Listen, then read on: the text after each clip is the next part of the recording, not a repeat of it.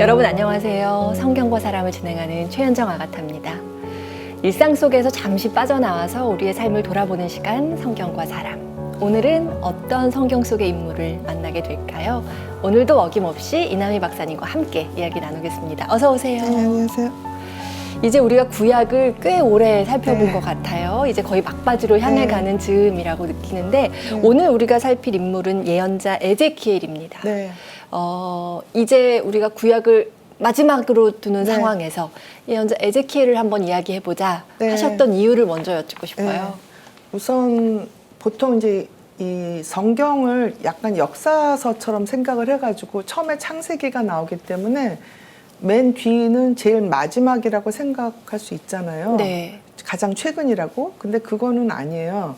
그러니까 성경을 보면 중요한 얘기가 앞에 나오고 그 뒤에 조금 덜 중요한 얘기가 나오고 이렇게 되지 꼭 연대별로 기록된 건 굉장히 드물어요. 예. 근데 이제 에제키엘 같은 경우도 굉장히 오래 전이죠. 뭐 BC 700 몇 년, 뭐 600년 뭐 이런 식으로 꽤 오래 전인데 예. 제가 오늘 가져온 이유는 요즘이 너무 힘들어서 에제키엘은 그 어근을 보면 힘을 받다 하는 그런 뜻이거든요. 네. 그러니까 하느님이 힘을 주신 예언자입니다. 하느님의 힘을 받은 예언자 네, 에제키엘. 네. 그래서 네. 하느님의 힘이 우리한테 전해질 수 있는 그런 예언자라서 이제 에제키엘이 물론 뭐 다니엘이라든지 그 이후의 예언자들에 비해서는 훨씬 전 사람이지만 지금 우리한테 가장 필요한 인물인 것 같아서 가져왔고요. 또 하나는 굉장히 예수님의 행적하고 겹치는 부분이 많아요. 네. 그래서 예수님이 직접 에제키엘을 언급을 하지는 않았어요. 그런데 묘하게 상징들이 이제 겹치는 부분이 많았죠. 그러니까 많은 사람들이 그러죠. 그 예수님께서 랍비셨다고. 예. 그래서 이제 성경에 대해서 굉장히 깊이 많이 공부하시고 또 그거를 비유를 드시고 이제 알려주실 때 에제키엘 안에 있는 상징들이 많이 이제 겹칩니다. 네. 그래서 그런 부분도 이제 구약하고 신약을 이제 자연스럽게 네. 연결할 수 있는 예. 그런 성경입니다. 네. 그런 거 하면 이 에제키엘서가 요한 묵시록과도 비슷한 네. 점이 많다 이런 말씀도 하셨었어요. 네. 우리 이제 융심리학자들은 네. 원래 상징을 좋아하잖아요. 그렇죠. 꿈 분석에서도 네. 다 상징으로 그래서 이미지를 이렇게 해석하고. 보고 그게 무슨 뜻이냐 뭐 이런 거 보는데 에제키엘서에는 환시라고 그러죠. 그게 굉장히 많아요. 예. 그러니까 그래서 그 상징들이 또 묵시록의 상징하고 겹치는 부분이 많고 예. 그래서 이 에제키엘에 대해서 뭐 얘기하자면 사실 굉장히 많은 분량이 필요한데 오늘 뭐 시간이 허락하는 한에서 조금만. 요점들만 뽑아서 네. 알겠습니다. 함께 살펴보죠. 네. 이 묵시문학을 말씀하셨는데 네. 어떤 이는 좀 어렵다. 마치 그렇죠. 추상화 보는 것 같다. 네. 이렇게도 많이 이야기를 합니다. 네, 저도 어렵고요. 아마 앞으로 공부를 더 해도 잘 모르는 부분이 끝까지 굉장히 많을 것 같고 예. 그래서 오히려 오용되고 남용되는 경우도 있죠. 사이비들이 네. 그 자기들 멋대로 막 해석을 해석을 붙여서.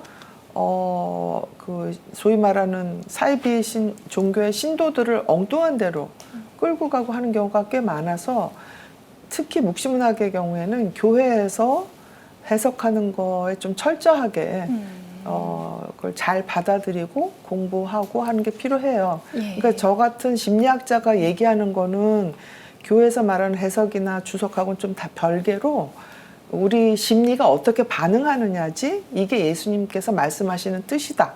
이렇게는 얘기하면 안 되는 거죠. 예, 네네. 우리 심리학자의 관점으로 그렇죠. 이 시대를 네. 살아가는 우리가 성경의 이 부분을 보면서 어떤 걸 생각하고 느끼고 네. 또 배울 수 있는지. 그렇죠. 우리 마음의 반응을 보는 거죠. 네. 네네. 네. 자, 그럼 함께 보겠습니다. 예언자 에제키엘의 인생을 간략히 요약해 보겠습니다. 에제키엘은 본래 사제인 부즈의 아들로 태어난 예루살렘의 사제였다. 그 이름의 의미는 하느님은 강하시다 또는 하느님께서 강하게 하신다는 뜻이다. 그는 바빌로니아가 여호야킨 왕을 잡아간 1차 유배 때 바빌로니아로 끌려갔다가 5년 후 기원전 593년경 바빌로니아 크바르 강가에서 하느님의 부르심을 받고 예언자로 활동을 시작한다. 당시 유다 왕국은 여전히 정신 차리지 못하고 우상을 섬기며 이집트에 의존했다. 이미 예루살렘에서 예레미야의 활동에 깊은 영향을 받았던 에제키엘은 예언자로서 예루살렘의 멸망을 예고하면서 아울러 하느님의 새로운 구원의 약속을 선포한다. 네, 눈물의 예언자 예레미야도 떠오르곤 합니다. 예레미야 못지않게 그의 삶도 파란만장했다 이렇게 얘기하죠. 네.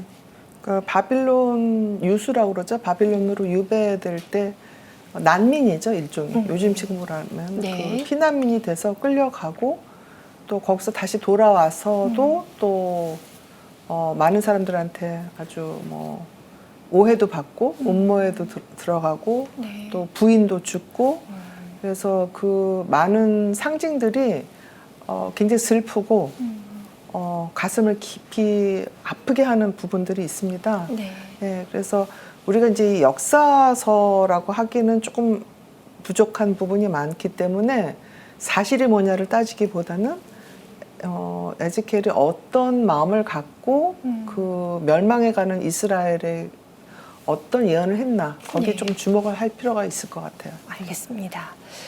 상징 이야기를 하셨는데 네. 1장부터 이 기괴한 생물이 등장하죠. 저마다 얼굴이 넷이고 날개도 저마다 넷인데 동물의 얼굴을 하고 있습니다. 이게 뭘까? 그렇죠. 네. 네. 이건 아마 성경 많이 보신 분들은 묵시록에 많이 나오는 네 개의 동물. 네. 그러니까 하나는 사람 얼굴 같고, 하나는 사자 같고, 또 하나는 황소 같고, 독수리 같고, 뭐 이런데 뭐 날개가 맺히고 이런 아주 무시무시한 형상을 이제 생각을 아마 하실 거예요. 예.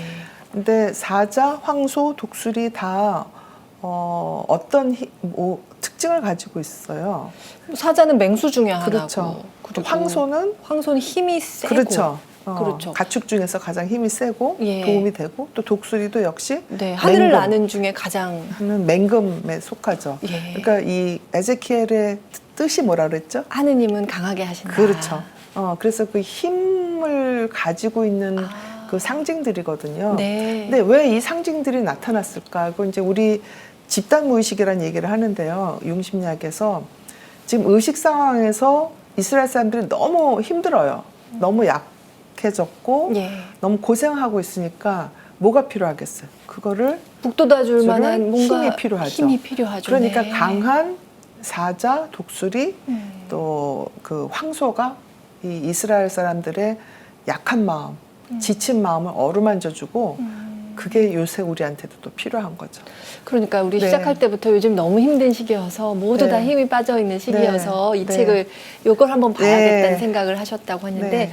좀 더 구체적으로 사실 저도 요즘 조금 우울한 마음이 드는 경우가 많고 뭔가 네. 자포자기하는 마음이 들 때가 많았는데 네. 지금 사회 전반적으로 뭔가 많이 침체되어 있다는 생각도 저는 들거든요. 그렇죠. 최근에 여러 범죄들에 대해서도 네. 많은 생각하게 되고요. 네. 교수님 특히 어떤 측면에서 그런 생각하셨어요? 이 에zekiel에도 나오지만 정의롭지 못하면 아무리 부자가 돼도 아무리 권력을 가져도 일반 백성들은 행복할 수가 없어요. 그래서 일단은 지금 너무 불의한 그 세력들이 사회에서 어떻게 보면 주류가 됐고, 승승장구하고 네, 그리고 그거에 대해서 반성하거나 부끄러워하지 않는다는 게 제일 문제죠. 네, 그러니까 뭐 항상 권력층이나 돈을 많이 가진 사람들 뭐 네. 이렇게 딱 나눌 수는 없지만 어쨌건 힘이 있는 사람들은 그 힘 때문에 의도하건 의도지 않았건 죄를 지을 수 있는 확률이 높아져요. 그거는 뭐 저도 내가 힘이 있을 때 죄를 더 많이 지을까 아니면 힘 없을 때 죄를 많이 지을까 생각해 보면 내가 마음대로 휘두를 수 있을 때 훨씬 더 죄를 지을 수 있고 악의 유혹에 넘어가기가 좋거든요. 예. 그래서 그건 뭐 어느 나라든 어느 역사건 권력이나 돈이 죄와 결부가 되지 않는 경우는 없었어요. 근데 여기도 이제 나오지만 성경에도 나오지만 이스라엘의 지도자들 중에서 아주 대표적으로 다윗 같은 경우에 네. 아마 시편에서 기억나시겠지만 다윗도 죄를 많이 졌어요. 그런데 죄를 어떻게 했어요? 고백을 하고 참회 기도를 했죠. 예. 그렇죠. 여기 다른 예언자들도 마찬가지거든요. 네. 뭐 에즈라, 느헤미야라든지 뭐 다니엘이라든지 이런 사람들은 회개를 한 거죠. 근데 지금 이 시대는 부끄러움이 없는 시대거든요. 반성의 부재의 시대. 네, 회개하지 않는 시대. 네. 그냥 우기고 보는 시대이기 때문에 그래서 더 저는 이 에제키엘이 우리 시대에 꼭 필요한 그런 책이라고 생각을 합니다. 저 이제 네. 최근 드라마도 있었지만 그 최근 드라마에서도 되게 인상적이었던 게 증거가 있어?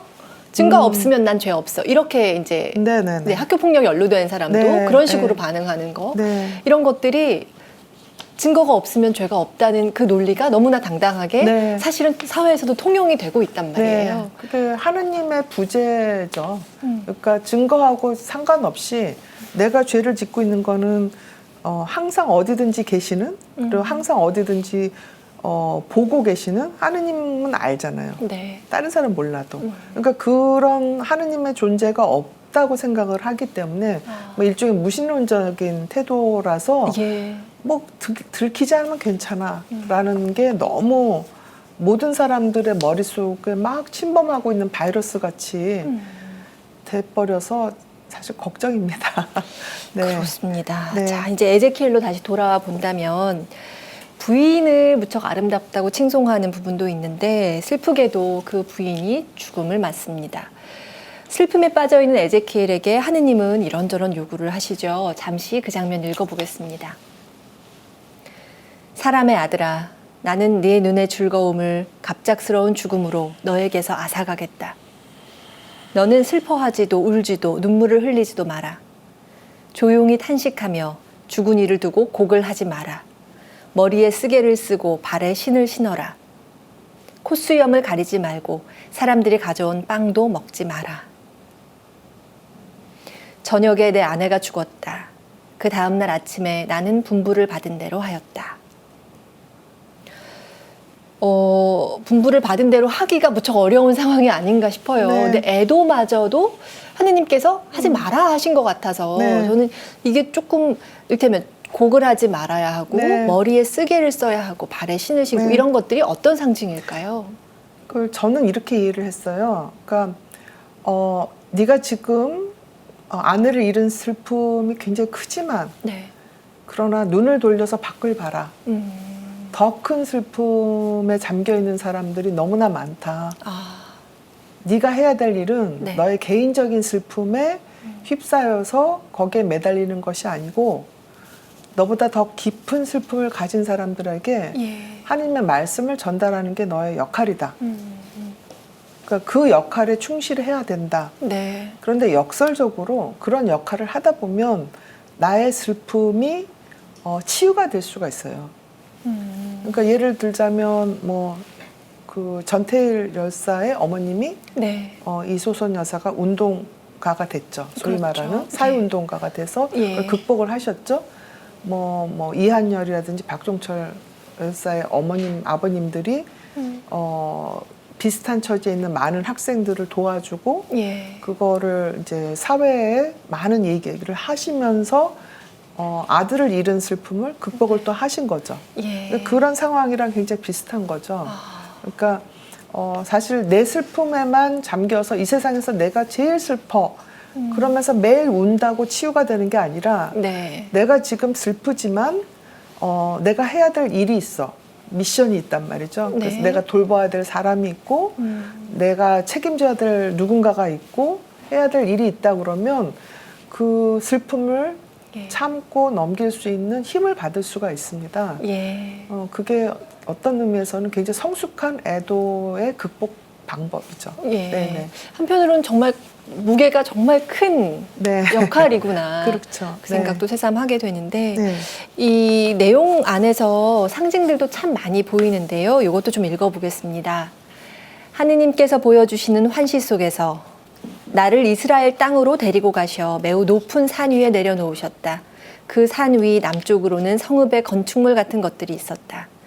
그분께서 나를 그곳으로 데리고 가셨을 때 거기 어떤 사람이 있었는데 그 모습은 빛나는 구리 같았다. 그는 아마줄과 측량 장대를 손에 들고 대문에 서 있었다. 이런 묘사들도 인상적인데, 네. 네, 성전이나 재단에 대한 묘사가 직접적으로 그렇죠. 들어가 있는데, 아마줄은 뭐고, 측량 장대는 네. 뭐고, 이걸 손에 들고 있고, 이게 어떤 건지 잘 모르겠어요. 하나씩 하나씩 해볼게요. 네. 일단 매우 높은 산 위로 올라가잖아요. 그렇죠. 낮은 데서 높은 데로 올라가죠. 그 상징은 뭐 창세기부터 계속해서 되풀이해서 나옵니다. 네. 그러니까 뭐 야곱이 베델에서 계단을 이렇게 올라가는 거 기억하시죠? 네. 또 모세가 산으로 올라가서 떨기사에서 하느님을 보는 그런 장면도 있고, 그리고 예루살렘 자체가 이렇게 산으로 돼 있죠. 그래서 예. 성경에 보면 예루살렘이 더 북쪽이에요. 그런데 더 북쪽에서도 예루살렘 쪽으로 올라간다고 얘기하고 서쪽에서도 올라간다고 얘기하고 네. 그런 게 다 이제 지형적으로. 높은 데죠. 근데 에제키엘에서 굉장히 중요한 메시지는 뭐냐면 무조건 올라가는 것만을 강조한 게 아니에요. 이게 보면 높은 곳을 낮은 곳으로 만들고 낮은 곳을 다시 높은 곳으로 만들고 네. 이런 구절들이 있습니다. 그래서 저는 이 구절들 보면서 그 제가 뭐 좋아하는 그 장자의 구절처럼 뭐 가장 큰 나무와 네. 이름 없는 작은 그 뭐 풀이라든지 뭐 이런 게 과연 이쪽은 높고 이쪽은 낮은 거냐 하는 그 얘기를 아마 예전에 한번 해드린 적이 있는데, 그러니까 우리 같이 평범한 사람들은 그냥 무조건 높이 올라가면 좋은 것 같고 굉장히 뭐 이름이 뭐 온천에 날리면 좋은 것 같고 크게 되면 좋은 것 같고, 그런데 사실 하느님 눈에 보자면 그게 그렇게 큰 의미가 없거든요. 그러니까 눈에 보이는 어떤 크기가 중요한 게 아니고 하느님의 자아가 따로 있는 거죠. 그게 이제 여기 뭐 측량 장대, 아마줄 이런 게 예. 재는 거거든요. 그래서 이 죽은 사람의 죄를 재서 그 사람이 천국으로 갈 것이냐 지옥으로 갈 것이냐 이런 거는 고대 모든 종교에 굉장히 다 등장하는 것 중에 하나입니다. 네. 네. 그래서 아마 그 뭐 검찰청이나 법원 이런 데 가면 이렇게 천칭같이 왜 재 가지고 하는 그런 예. 거 보시죠. 그렇죠. 예, 그게 이제 재는 여신이고요. 예. 뭐 이집트 신화에서도 이제 심장의 무게를 달아보고 이 사람이 죄를 졌나 안 졌나 하는 걸 해보는 거죠. 그래서 네. 이게 이제 하느님이 너를 어떻게 판단하실 거냐를 생각하라는 그런 상징이거든요. 예. 아, 그렇군요. 예. 그 에제키엘서에서 탕녀와 부인에 대한 상징도 눈에 띄는데 네. 이건 어떤 메시지를 우리가 받아들일 수 있는 건지 그 가부장제 하에 네. 그 시선으로 네. 탕녀 부인 이렇게 네. 이분법으로 본 건 아닌가. 예, 그래서 이제 문자 그대로 해석을 하면 네. 항상 성경은 좀 왜곡되기가 좋죠. 그래서 이스라엘을 계속 이제 탕녀로 비유한 부분들이 꽤 많아서 그 탕녀가 도대체 뭐야? 뭐 몸을 파는 여자야? 뭐 이렇게 그냥 구체적으로 그렇게 이해할 게 아니고요. 우리가 어떤 사람, 어떤 여자, 꼭 남자도 마찬가지입니다. 뭐 방탕한 남자와 방탕한 여자를 무슨 어떤 준거로 기준으로 판단할까 한번 네. 다시 생각해 볼 필요가 있거든요. 예컨대 네. 우리 위안부 할머니들 어쩔 수 없이 강간을 당한 거죠. 그렇죠. 하루에도 뭐 어떤 경우는 수십 명의 남자들한테 강간을 당했어요. 그러니까 탕녀라고 할 수 있어요? 아니요. 절대 할 수 없는 얘기죠. 예. 그리고 사실은 우리나라 역사에 미군 부대 근처에 국가가 관리하는 일종의 위안부 시설이 있었어요. 국가가 뭐 항생제도 주고 검사도 시키고, 그러니까 국가가 방조한 사창가죠. 근데 거기 온 사람들이 방탕해서 온 게 아니에요. 먹고 살기 위해서 벌어가지고 동생들 공부시키고 늙은 부모 병 수발 들고 이러느라고 왔거든요. 그러면 그 요즘 식으로 말하면 뭐 매매춘이죠. 예. 예전에는 그거를 뭐 여러 가지 나쁜 말로 얘기를 했는데 그럼 그 사람들이 방탕하다고 얘기할 수 있을까요? 저는 그렇게 안 봐요. 네. 예. 그래서 탕녀라는 게 또는 방탕한 남자라는 게 여러 사람한테 몸을 판다든가 이런 게 아니라 그야말로 영혼이 없이 상대를 어떤 목적을 네. 가지고 수단으로 삼아서 그러니까 예를 들어서 뭐 소파 승진 이런 얘기 들어보신 적 있나 몰라요. 그러니까 그럼 꼭 여자만 하는 게 아니라 자기의 어떤 성적인 매력을 이용해서 승진의 도구로 삼는 거예요. 네. 그러니까 성적인 매력을 이용해서 뭐 예를 들어서 뭐 국가의 어떤 뭐 일을 딴다든가 뭐 그런 뭐 별장 사건 뭐 이런 거 네, 뭐 네. 그런 거는 방탕한 거죠. 그렇죠. 예. 그러나 국가가 방조한 매매춘 피해 여성들은 방탕한 게 아니에요. 그러니까 여기서 그거는 이제 좀 달리 봐야 되는 그렇죠. 거죠. 그러니까 여기서 예. 이스라엘을 탕녀라고 얘기한 거는 예. 이스라엘한테도 죄가 있다라는 뜻이거든요. 니네들이 지금 뭐 아시리아, 바빌론, 페르시아한테 당하고 있지만 네. 너희들이 먼저 몸을 팔았다라는 메시지거든요. 너희들이 다 피해만 입은 게 아니라는 굉장히 아주 준열한 메시지이기 때문에 네. 그래서 더 이 에제키엘이 힘들었던 거죠. 안 좋은 소리잖아요. 그렇죠. 듣고 싶은 소리는 아니죠. 그러니까요. 예. 그래서 백성들이 싫어했죠. 그리고 오히려 거짓 예언자들이 뭐 우리나라 잘 될 거야. 뭐 우리나라는 죄 없어. 뭐 얼마든지 먹고 마시고 놀자. 이런 예언자들은 사랑을 받은 거고 오히려 바른 소리한 에제키엘은 네. 굉장히 미움을 받은 거죠. 네. 이 에제키엘서를 어떤 면에서 보면 마카베오서하고 공통점이 있다. 네. 이런 이야기는 어떤 점을 근거로 그렇게 하는 걸까요? 아주 중요한 여기 내용 중에 하나가 뼈가 다시 붙어서 살과 피가 돌고 하는 부활의 이미지가 나옵니다. 네. 굉장히 드문 얘기예요. 그래서 어떤 뭐 다는 아니지만 대부분의 유대인들은 뭐 예수님 부활 안 믿고 뭐 심지어는 천국이나 지옥도 안 믿는 유대인들도 있어요. 그 정도로 이제 구약에서 부활의 이미지가 많이 등장을 안 해요. 유일하게 제가 지난번에 얘기한 마카베오의 그 7 아들을 잃은 그 부분에서는 부활의 희망이라는 얘기가 나오는데 예. 이 에제키엘에도 이런 부활의 상징들이 나오거든요. 예. 그래서 제가 상당히 오래전에 책이긴 하지만 신약과 연결하는 고리가 있다. 이렇게 말씀드리는 겁니다. 네. 에제키엘서 후반부에 보면은 이스라엘이 망하는데 역설적으로 이때의 희망을 네. 이야기하고 있잖아요. 네.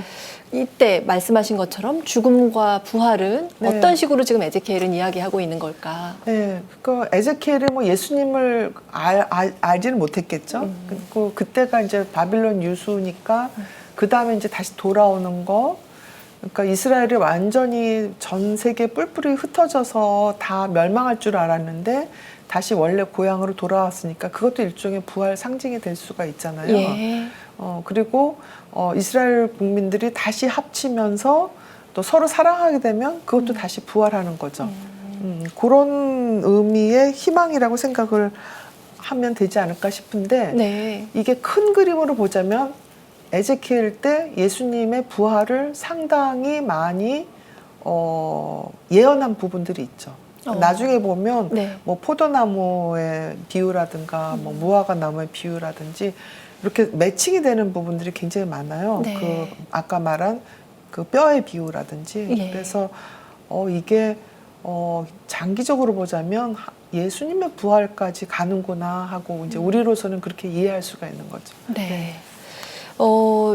조금 다른 질문일 수 있는데 네. 지금까지 많은 인물들을 다루었는데 L자가 많이 들어가더라고요. 그쵸. 보면 뭐 다니엘, 에제키엘, 네. 요엘, 가브리엘, 라파엘. 네, 네. 우리가 아는 성경에 많은 인물들이 네. L을 좋아합니다. 네. L이 어떤 그러니까 엘은 엘로힘 해서 하느님이라는 뜻이거든요. 네. 그래서 뭐 예를 들면 다니엘 하면은 하느님께서 재판하는 단이라는 게 이제 재판한다는 그런 뜻이고 에제키엘의 그 에제 해서 샤즈는 힘이라는 뜻이고 또 라파엘의 라프 앞쪽은 힐링, 치유. 네. 뭐 이런 식으로 제가 히브리어를 잘 몰라가지고 저희 중에 발음도- 가장 많이 아시는데. 아유, 너무 어려워가지고요. 그래서 잘 설명을 못 드리는데 그래서 하느님과 관련이 됩니다. 엘이라는 단어가. 네. 그래서 애를 우리가 이렇게 좋아하는군요. 네네네. 우리가 이제 신약에서도 알게 될, 보게 될, 만나게 될 여러 암시나 상징을 구약에서 발견할 수 있는 지점들 오늘 여러 가지를 좀 짚어봤는데요. 마지막으로 에제키엘 이 시대에 필요하다 이런 말씀을 하셨는데 예, 에제키엘서를 지금 들춰보는 시청자 여러분들한테 한 말씀 하신다면 에제키엘서 때 공동체 정신이 오히려 굉장히 강조가 됐어요. 네. 아까 말한 낮은 게 높게 되고 높은 네. 게 낮게 되고 그래서 이 공동체 정신이 확고하고 서로 결속할 때는 오히려 고통스럽고 뭔가 시련이 있을 때거든요. 그래서 우리가 지금 굉장히 힘든 시기에 있긴 하지만 이럴 때일수록 조금 더 공동체를 좀 생각을 하고 예.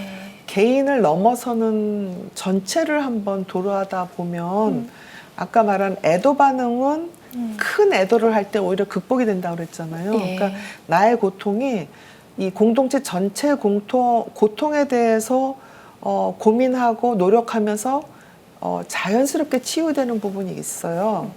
그래서 내 고통만 너무 생각하지 말고 이웃의 고통, 네. 우리의 고통에 대해서도 좀 관심을 가지면 역설적으로 내 고통도 치유가 되니까 한번 같이 해보면 어떨까 하는 생각을 네. 해봤습니다. 그러니까 때로는 내 고통에 너무 침잠해서 이게 제일 큰 것 같고 이게 그렇죠. 가장 아픈 것 같고 그러면 이제 바깥을 둘러볼 어떤 여유를 갖기가 어려운데요. 그럴 때 한 번 더 네. 우리 공동체로 눈길을 돌리는 네. 이런 말씀을 좀 명심해 두면 좋을 것 같습니다. 네. 오늘도 이나희 박사님 말씀 고맙습니다. 네, 감사합니다.